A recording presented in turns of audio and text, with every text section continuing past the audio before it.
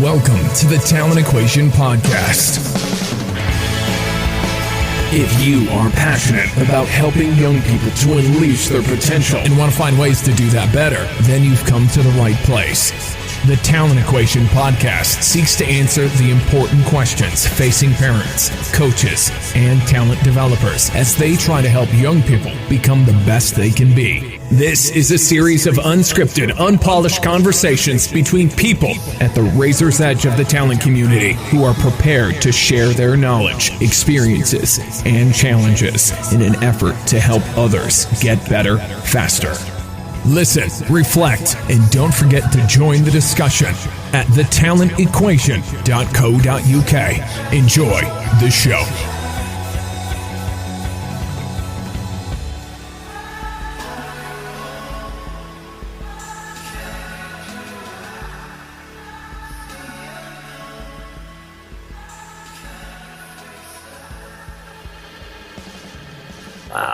I'm absolutely delighted to be able to welcome Ian Renshaw, Dr Ian Renshaw, all the way from the other side of the world in Queensland to the show. Ian, great to have you on board. Oh, thanks for having me. It's great, Stu. Great to be here. Brilliant stuff. I suppose it's probably worthwhile me just giving a little bit of a potted history about kind of how we sort of come to know each other a little bit, which is you've had a pretty big influence on my coaching. I don't know whether you know this or not, but I was delivering a seminar for a group of regional talent coaches for England cricket, and I kind of came along early and got the pleasure of listening to you do the session prior to me coming along.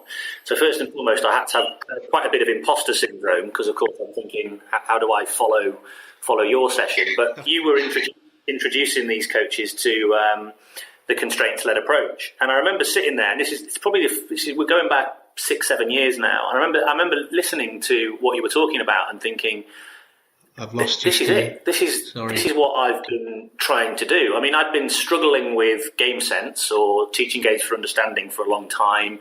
I'd sort of experimented with it. I'd been reading around, trying to find bits of research and various other bits and pieces, and I sort of equated it to, my own coaching journey. And I thought, there you go, that's it. And then that took me on this, what I describe as the black hole, the blue pill, the rabbit hole, that is this kind of whole ecological dynamics thing. And sort of I am where I am today. So thank you, I think. That was good. It was good fun. It was a long time since I'd been to Loughborough as well. So I hadn't been to Loughborough since 1986. So it was nice to be back. So, Ian, probably worth telling. I mean, I obviously, a lot of people I think who've been following this way of working know of you and know of your work, but there's probably a lot of people out there who don't. So maybe you could just give them a bit of your kind of background history and your story.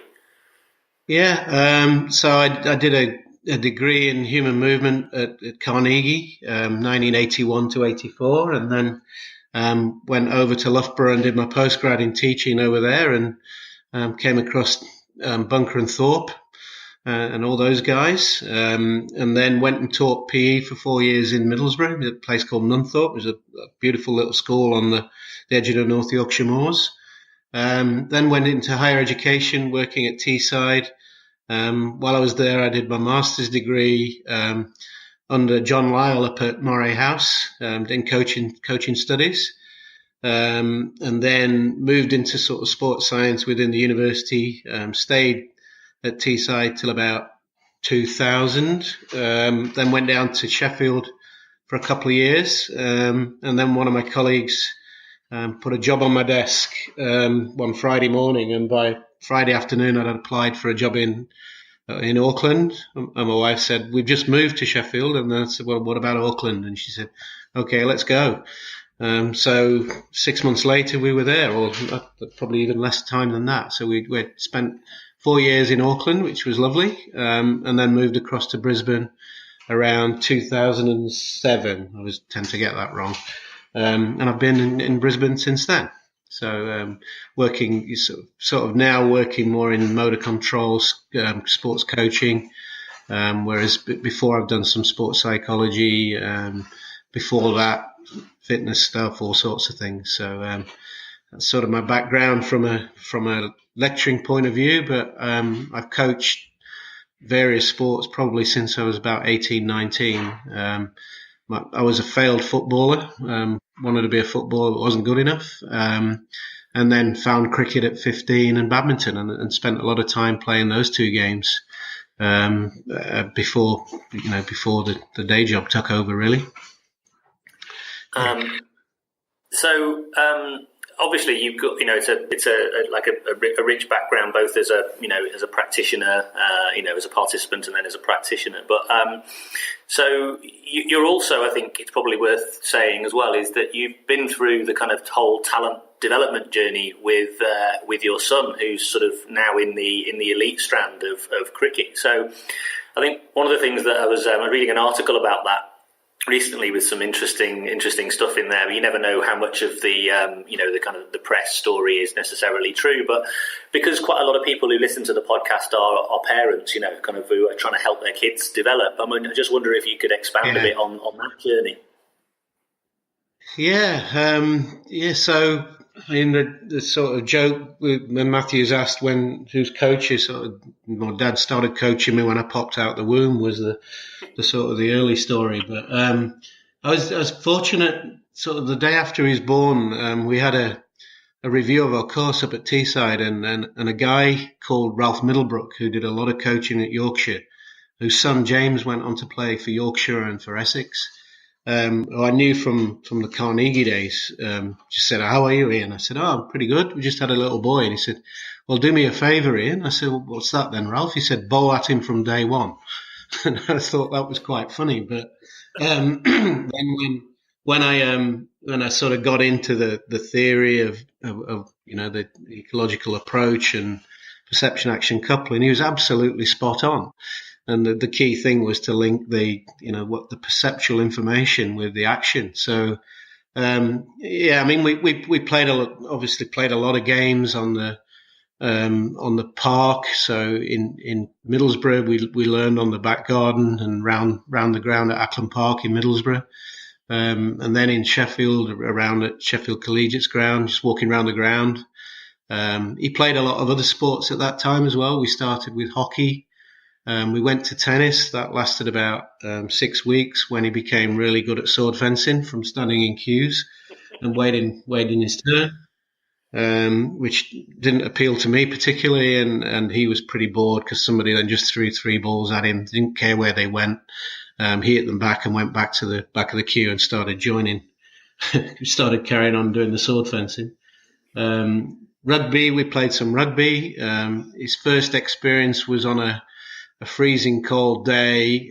We turned up on a Sunday morning. There was 15 aside, and he was told to go and stand on the wing. And after 10 minutes, he sort of started wandering towards the ball. And the guy said, "No, go back on the wing. We're working on positioning today." So he stayed another couple of minutes and then came back in again and was told to go back out on the wing. And he just came to me and said, "Dad, I'm freezing." I said, "Yep, let's go." So that was the rugby career. And he played hockey as well. The hockey was great. So I think, and he then carried on playing hockey in New Zealand, and played football or soccer in New Zealand, and he was pretty good at soccer. He was actually a better soccer player at 11 than he was a cricketer. He had a brilliant German coach who was really good for him, and he actually said when he was 10, he said, "Matthew, you may have one more year of cricket, and then that's it. You must stop and play football." And then he fell off his bike, and he did an ACL, which coincided with coming to Brisbane, and he wasn't allowed to play contact sports again from then on until he'd had his growth spurt. He couldn't have the knee operation until he'd had his growth spurt, which didn't happen until his 16th birthday. So it was an interesting journey. There's winter cricket in Brisbane, outdoors. So we played quite a lot of winter cricket. And summer cricket. The winter cricket was actually better for his development than the summer cricket because she could get more of a go. They didn't restrict the balls quite as many. But the beauty as well was we could go and play. There was a field at the local club where we could just go down. I would take 50, 60 balls, set up games in the middle. So we'd have pop-up goals as fielders, and we'd just play games, and I'd set him challenges. And a lot of the development was that. We did that sort of a lot of the time. 14, he was good, pretty good at 10, 11, 12, played for the state at primary schools. And then as everybody else grew and he didn't, everybody sort of went past him. So he's still pretty good technically, but couldn't hit it off the square because he was so small. And at 14, missed out on playing for Queensland. You're sort of thinking, I wonder where we're going. And then from that sort of the year afterwards, he came back, and he'd started playing men's cricket at 10 and 11, as well as his junior sort of age group cricket, but got into grade at 13, which is 1 year before you're supposed to, but they made an exemption for him. And then from sort of 16, 17 onwards, he sort of accelerated as he grew really fast from sort of 17, 18, and became, rather than being the littlest kid in the team, he became the biggest. So now he's an enormous beast, which is different. So I think the late development was a challenge, because it meant he didn't score as heavily or as quickly as anybody else, but he probably built his resilience because they couldn't get him out, and then they abused him. So he's pretty good at taking abuse. And that stood him in good stead, I think, going forward. So that's sort of the potted history of him, really, yeah. And I remember reading in this article in particular, one of the things that really stuck with me completely, and in fact I'm doing it with I've got a 9-year-old who loves his cricket, and was this idea that you had with him where you'd say to him that once you got him out, playing in the garden, once you got him out, he had to go to bed, and how knuckle down. Yeah, we played this as on the yard in Auckland, and he'd be about 8, I think. And basically, there was the game was sort of 2 rules: try and hit it with a pull shot into the sort of side of the house, or hit it back over my head across the road onto the grass sort of bank of the garden opposite. So I'm just standing at the bottom with a basket of tennis balls, and we'd bowl the balls and then hit them all and collect them. And it was getting pretty late, so I just said to him, right, if you're out again, it's bedtime. And I just held one back a little bit, hit it straight up in the air, and I caught it and said, yep, that's it, bedtime. So we got tears, as you expect. And one more, Dad, that famous line, one more, Dad. And for the next probably hour and a half, all he did was block it and run. So it was one of the coaches I was doing some stuff with in Bangalore said, because I've got a little clip of it on a really old sort of early phone, camera phone thing. And he said, I would have predicted that from him. Having watched him bat at a higher level, I would have thought that was sort of what would come. So, but I use it as an example that you can teach decision making to 8-year-olds. You don't have to have, all the technique in place. You just have to bring bedtime in as an issue. And that shaped the way he played. And, but I mean, there's something that we did within the practice. So when we were about 14, 15, and we'd go on the field, and I'd have all sorts of different balls. So old cricket balls, new cricket balls, bowling machine balls, and we'd play games. We'd play the Ashes or whatever. And if I had an old soft ball that I was bowling with, he would just sit on it and just wait, because he knew that there were bowling machine balls coming and they would ping off the bat further. And at that time, he couldn't hit very far. So he waited for the bowling machine balls and then just charged me and whacked me over the top. So it was quite interesting how he was waiting and picking his moment, sort of even at that age, which is quite interesting watching it. And that's as a response to essentially a change of equipment ultimately. And that's an adaptation that he's making right then and there.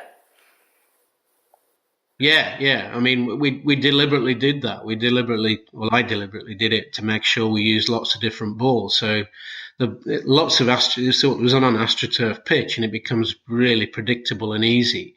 And that can be dangerous as a cricketer, because as soon as you get on turf, the ball doesn't behave like that.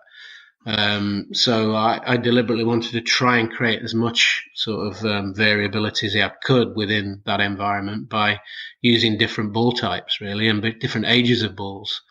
And we'd sometimes use narrow bats as well for the games. I tend to bowl it until I couldn't, really. So I could bowl spin at him, but I couldn't bowl fast enough by the time he was about 11. And then they invented the sort of sidearm, which is at least you can throw cricket balls at him. So we'd sort of make games up like that, and that's how he loves playing. He hates people getting technical with him.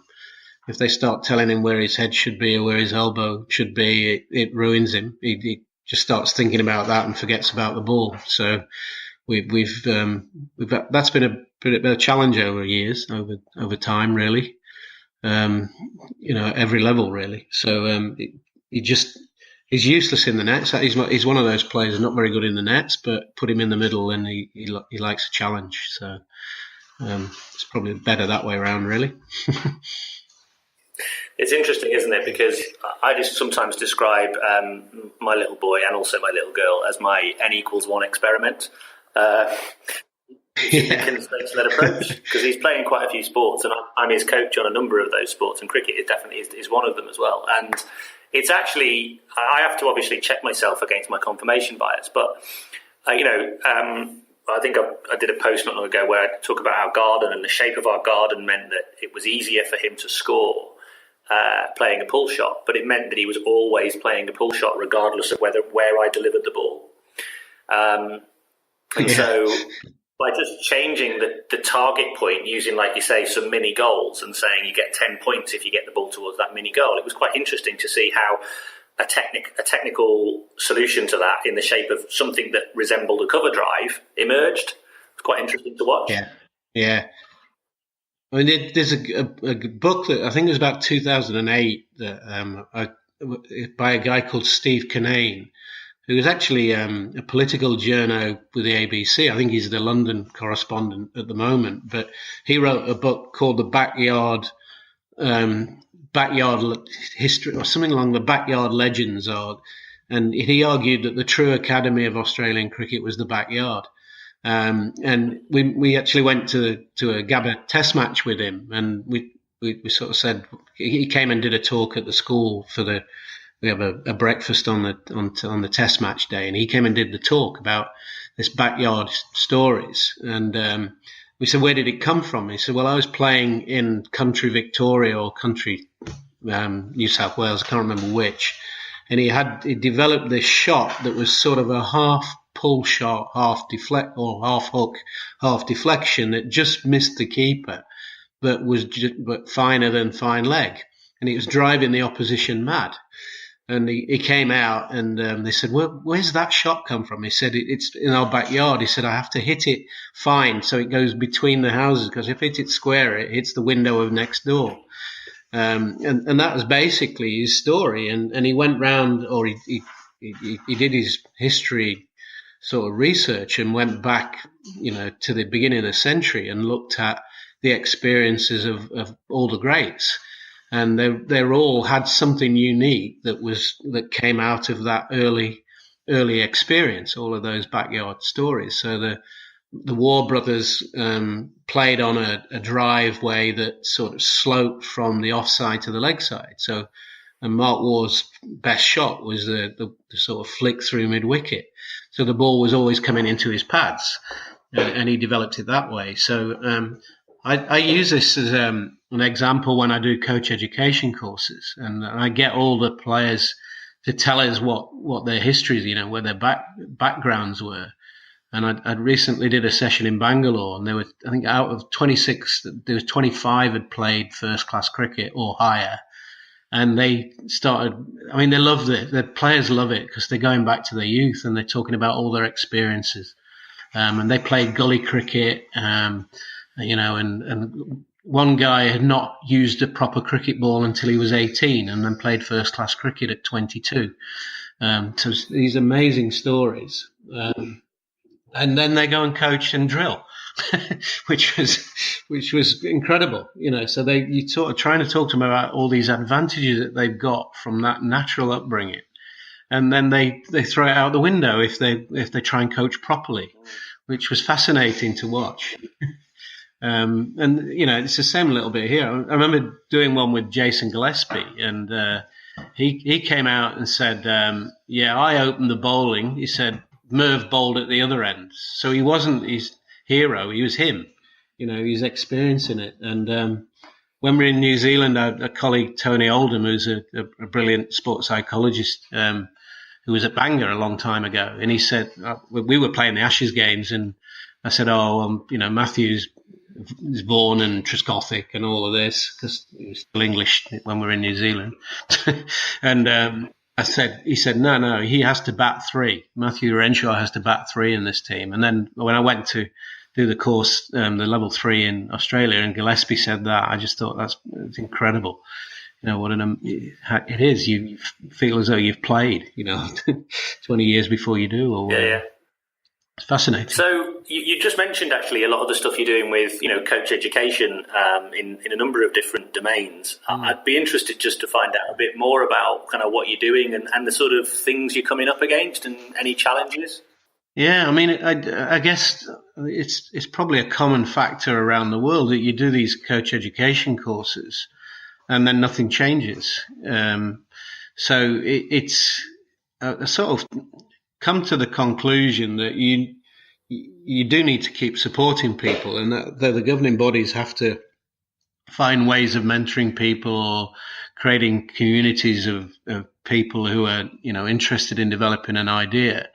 But I think I've tried different ways of doing it, and I think you do a presentation. There's so much in there, and it's so rich, and people nod their head, and go, yeah, I do all that. And then they go and do a session, and they don't, like even in India, you sort of showed them the session, and then they went out and did a practice where the coach was hitting the ball. They must throw it at one stump and not the other. And you're going, well, we're not getting it over. We're not getting there here. So I sort of I'm moving towards a model where I do a presentation, then I show them, and then we give them problems to solve, and they, in little groups, they do. We try and get it that way, and then we talk about what's going on and what you do and what else you could do. I mean, there's an interesting one in New Zealand where I worked with a guy called Andy Rogers, who's a coach developer in the Auckland sort of region. And we did it with lots of different sports. So I did that, and then we gave them problems to solve. And this is a time when New Zealand rugby just couldn't get past a semi-final, and it was all flawed decision making in their back play or wherever, and they just lost in France when literally all they had to do was kick the ball over the post on a drop goal and win the game. And they tried for about 20 minutes, they tried to batter the line. And eventually, with about 2 minutes left, they got pushed back to about 10 meters out and tried to drop goal and missed it. So they went out of the tournament. And then, so we gave them a problem to solve. You're 2 down. So the rugby guys, we gave them a problem to solve. You're 2 points down. There are 5 minutes left. Develop a strategy to win the game. And they came back, and they were coming up with all these amazing moves. And I guess this is the importance of culture in the way you think you're going to play the game. So they were going to win the game by doing a missed move and a switch and a whatever. And they're 20 meters out, just kick the ball over the post, you win the game. But no, we're going to win it by a try, So I thought it was really interesting that was the approach, even though they'd just got knocked out of the World Cup from not doing that. By the time the next World Cup on, they did it, didn't they? They were a bit more sort of ruthless or whatever, or maybe sensible. I don't know. But they really didn't like this idea of kicking the ball when you played rugby and scoring points by kicking it. It just wasn't rugby, really, which was quite interesting. So it's interesting what you said earlier about. I'm actually doing some coach education. I'm in the middle of a coach education course at the moment. I've done the first Sunday, and we're just about to do the second Sunday. And I've had a very live example of that where I coach hockey, so I'm a coach educator in hockey, and England hockey and GB hockey are very aligned to kind of an ecological approach to coaching, and certainly using a constraints-based model. And the interesting thing about that is we took the same approach. We actually had a bit of a discussion about. We actually had a debate with the coaches over lunch about, drills, games, these, the benefits of each one. And, we sort of came to a consensus that, coaching through games had real merit from a perspective of decision making, from the perspective of engagement for the players. So, it was kind of a win-win scenario in terms of player retention and also skill acquisition. And then in the afternoon, we then went out, and the coaches were leading, doing their own sort of micro coaching sessions, the sessions they planned. And we as the kind of tutors were sort of, give them feedback after each one. What was really interesting was how, having gone through this process and discussed the relative merit of games, they nearly all, with the exception of maybe one or two, went for something that was really quite structured, that didn't really look like a game. Yeah. We found that we've got a coaching unit in the first year where all our trainee PE teachers and our exercise science all take part. And one week we gave them a challenge of, you got half an hour, go and prepare for a group of 8, something where you can learn a skill. And 95% came back and did a drill. And there were cues, a lot of, I don't mind a drill, but there were a lot of cues where we were standing around doing nothing. And that was no reflection on them. That was a reflection on the experiences that they've had for the last sort of 12 years of their schooling. And we sort of thinking, well, why is it that the whole game sense is not taken off, and constraints, et cetera, et cetera. And I did a talk at the Game Sense conference in Adelaide probably about 6 weeks ago. And I was saying, well, what are the reasons why?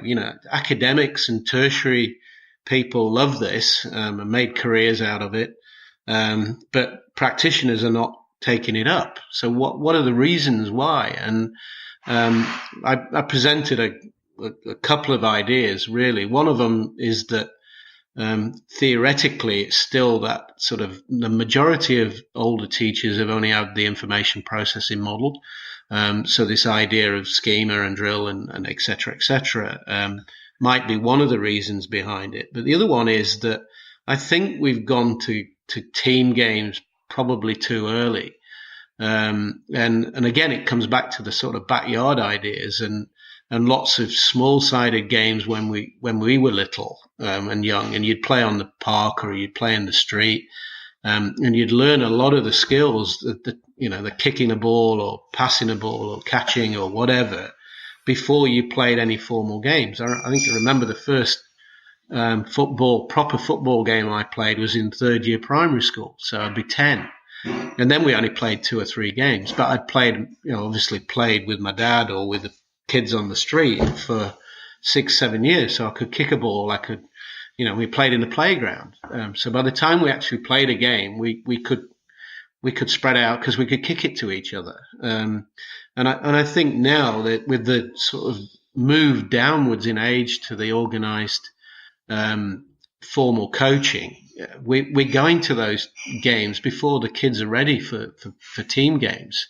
And we need a lot more one-on-one games and 1v0s. And so I was saying I've no problem with a game where I'm hitting a ball or kicking a ball against a wall. And I actually put the Bradman clip up where he's hitting the golf ball at the stump on the water tank with the stump, and you're going, well, is that a drill?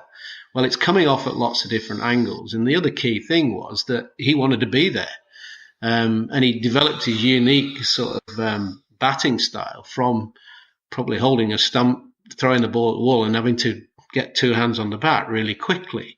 So, I don't see any issue when you're really young. The goals are, first of all, about learning to hit the ball, or if you're a footballer, kicking the ball, or a tennis player, making contact with the ball. So there's no issue with those sorts of more generic practices that make them a game, and kids would always make them a game. So you can still have high levels of variability if I'm just hitting a ball or kicking a ball against a wall, because I can kick it with my right foot, I kick it with my left, I can kick it with the inside of the foot, outside of the foot, chip it over, got to control it on my chest, etc., etc. And what the kids do is just keep challenging themselves to make that more and more fitting their level, right? So it's not a drill, but it's just them actually organising their practice around their current ability levels, and that's that's great. And I mean, I spent a lot of time playing squash against a garage wall,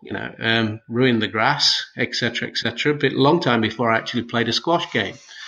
And we're missing that now. And I think we push them into team games, and then we get the beehives, and we got no understanding because they just can't hit the ball far enough or kick the ball far enough to actually create some connections with each other. If that makes totally. any sense. Actually, and I've for a long time been a kind of a proponent of, and in fact, I was talking yesterday with Nick Levette, who's a bit of a regular on the podcast, and we were talking about competition for kids, and actually the kind of the formal competition for children, and the leagues and cups and all this sort of stuff for kids as young as 6, 7, 8.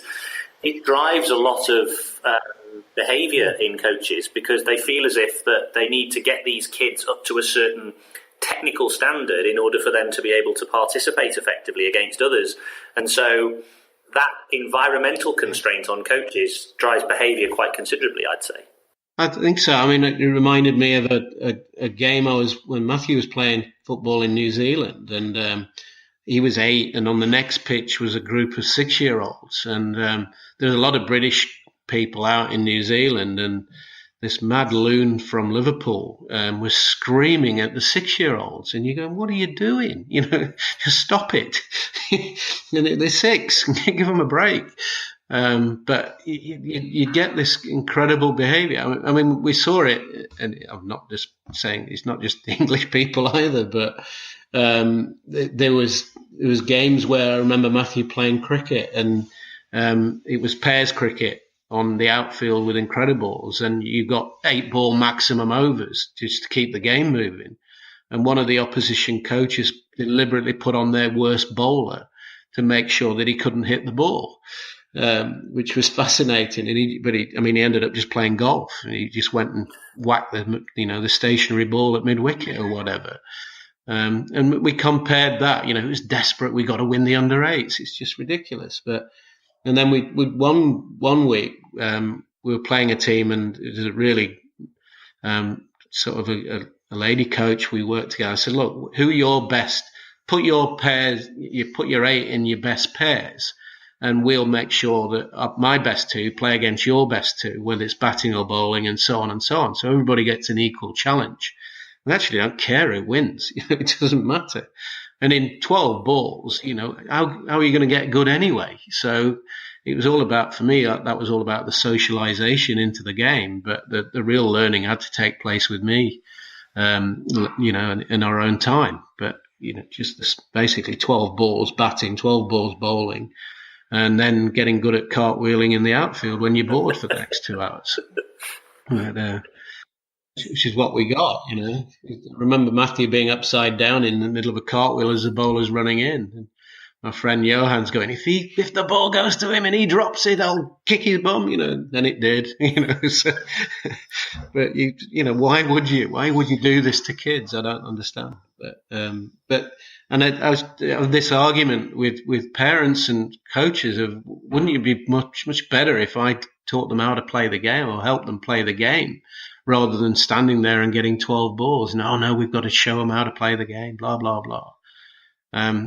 Really interesting. We've just done a project on junior cricket over here, and we're changing the game based on, we did some sort of assessment of how far kids could throw it, how far they could hit it, how accurate they were bowling from different distances. And we've changed the game, because of that. Or Cricket Australia have anyway. And, one of the things we found out is if you bowl from the same end, because what we wanted was a 40-meter boundary from the batting end or 35-meter boundary, because that's how far they could hit it, rather than 40 meters from the batting stump and the bowling stump, like in a traditional game. So you had to bowl from one end. And what we realized was you got through 25 overs in an hour rather than 15. So you can either have the game shorter if you want, and the parent, cricket's a problem because parents maybe don't want to spend all day there, or you give people more balls. But I know Johnny Hedrick, my PhD student, was involved in testing it with one place, and the comment was, no, we've got to bowl from both ends. And you go, well, why is that? He said, we've got to teach them to change ends. So, okay, you walk down the other end, you bowl from there, right, we've done that. Now can we get on with playing, But there's this bizarre of what the game, we've got to play the proper game, and you try and get over to people, it's not the proper game. If we make kids bowl from 22 yards, it's like making adults bowl from, I'm making it up, about 26 or 28 yards, and 120 meter boundaries, because you're never going to hit a boundary. So now the game doesn't look anything like the adult game anyway. So if we scale it and we've got situations where the kids can hit it down the ground and hit a 4 or a 6, then all of a sudden we've got decisions to make in terms of, well, do I take that boundary on, or, do I hit it up to them? So we can start trying to sort of make the game look more like the adult game. Obviously there's differences, but that was our idea. We want the children's game to have the decision making and the technical stuff in exactly the same way as we'd see with the adult game. And we've just done a project in basketball in the same way, where we tried to scale the sort of circumference of the ball to the hand size, to make the ratio of hand size to ball size the same as in adults. And it was interesting that the right ratio actually resulted in some 3-point shots when you had the smaller ball for I think it was 11 or 12-year-olds. Whereas when you played with the size 6, which is what they used, there was no sign of an attempt at a 3-pointer. So it seemed like quite a small change. But if you've got to come out and defend that shot, then it creates space in the key. So the whole game changes and looks more like basketball then. So it's an interesting challenge. It's not just, it's every game, I think. Everywhere's the same, isn't it? The same issues. But for me, it's just making it fun so they get lots of goes. But I think you can also get the talent development implications of that. If you can design the game right, they're playing the same game all the way through then, rather than getting to 16, 18 and playing a completely different game than the one they've played for the last 10 years. Yeah, for me, I think it's I don't know why more sports don't sort of take this more seriously. So, I mean, I was part of a change in rugby that we brought about within England Rugby to, to modify the number of players, the rules that the kids play with, and as they grow up, so as they get older and older. Now, it's chronologically driven, which I think is a little bit of a weakness, but that's partially just due to with cultural constraints. But Exeter University helped us with it. They basically did a study that just purely and simply looked at the amount of touches the kids got and the amount of time the ball was in play using the previous rules, because they used to play like a 7-a-side version of the full game. And the ball just got stuck in rucks and mauls forever and ever and ever. And so by changing the rules and saying, right, we're not going to have a ruck, we're just going to have a tackle and move on, it made the game just faster, and the kids got way more goes, and it made it safer because they got more opportunities to tackle in a more safe way. But you wouldn't believe the level of opposition when you try and propose something like that. I mean, it's interesting in New Zealand that they played rugby in bare feet when they were at primary school. So there was no issue of getting a boot in the face if you got if you were tackled or anything. So, and you learn to tackle when you got less distance to fall, I guess, which is another interesting. But it was an interesting. I watched Matthew's cousins who both live down on the Gold Coast. One's Matthew's age and one's a couple of years younger. And I watched them. They were massive rugby fans. And I watched the older one, and they had this rule in the game where you must pass from scrum half. Which was really interesting because he was a scrum half. and he put the ball in at a scrum 5 yards from their line, and there was nobody stopping him from running to the line if he chose to. But where had their scrum half gone? Well, he'd gone straight to the fly half because he knew that the pass had to go there. So I think some rules are stupid, and then the younger one I remember playing, he was a bit younger, he was playing touch. And the coach was, all the rugby principles, go forward, support the ball carrier. But if you got touched, you had to give the ball away. So first time Benji runs forward, go forward, Benji, goes forward, gets touched, has to give the ball away to pass it. Next time, go forward, Benji, goes forward, touches it, gives the ball away. Third time, he just runs sideways, right around the defence, scores in the corner. You're going, these sometimes rules don't create what we want them to do. And I think that's a problem with constraint, the constraint-led approach, when it's actually put in place poorly, is just as bad as anything else, because it creates games that just not played very well. So, and I think that's one of our challenges is people sort of half understand it sometime and bring in a constraint or over constrain, and we get a game that just doesn't work. And I've seen a number of times where people have had a go at it but don't really get it, and then of course the game gets a bad name. And I remember in New Zealand they were bringing in TGFU, and Andy Rogers was telling me that the problem was it became a formula over there as well. So at 2 minutes 32 seconds, the coach had to ask a question. So he stopped the game to ask a question, but had no idea what question they wanted to ask. So and then they just go, well, this is stupid, it doesn't work. But it's got to look like it, hasn't it, in the end? And and that's incumbent upon us to help educate or try and help people understand the significance of it as well, and how to do it. It's interesting you say that. I was going to ask you about that. And I mean, I remember I met Rod Thorpe once, and he said to me, kids doing games is better than kids doing drills, but it's not much better if that's all they do.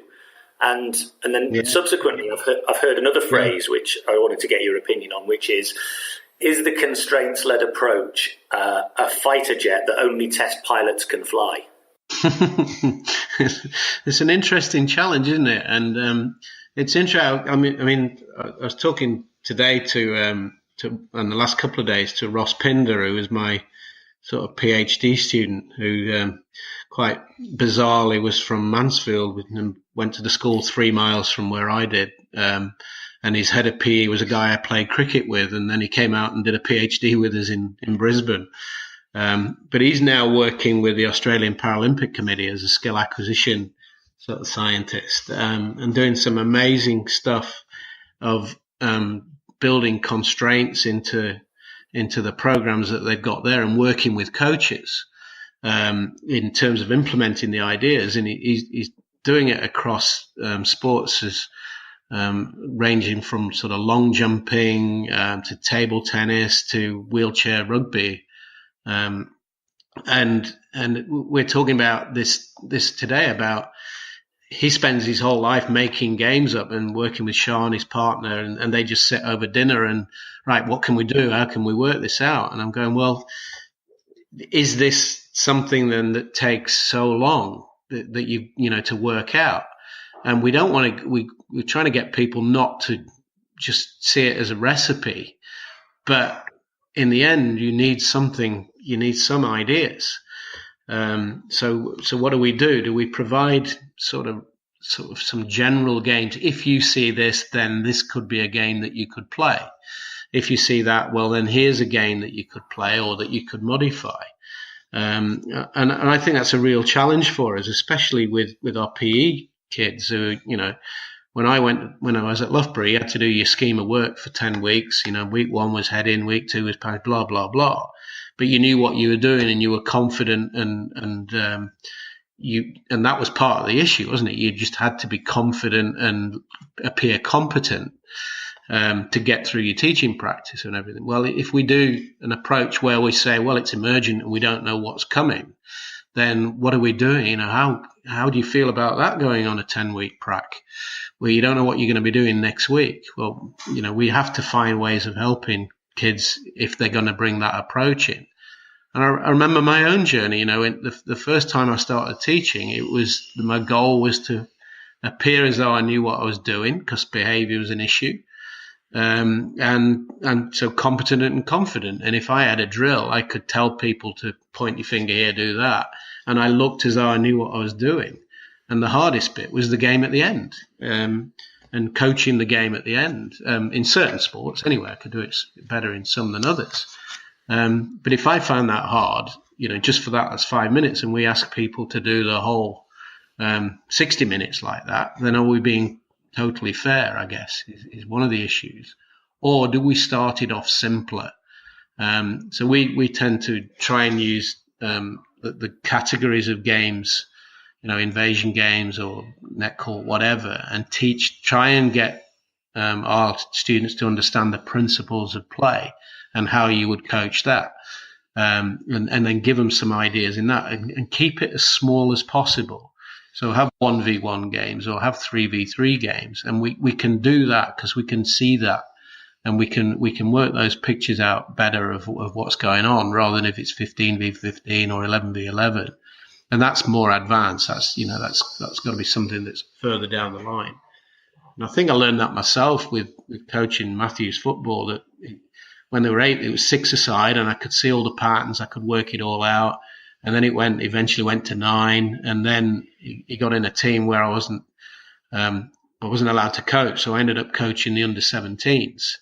And all of a sudden, for the first time, I'm coaching from the touchline, having watched the last 10 years where I'd watched football on the TV or from the stand. So the pictures looked completely different to me, and I had to learn that again as a coach to try and work out what was going on when I was looking from that viewpoint down the side of the pitch.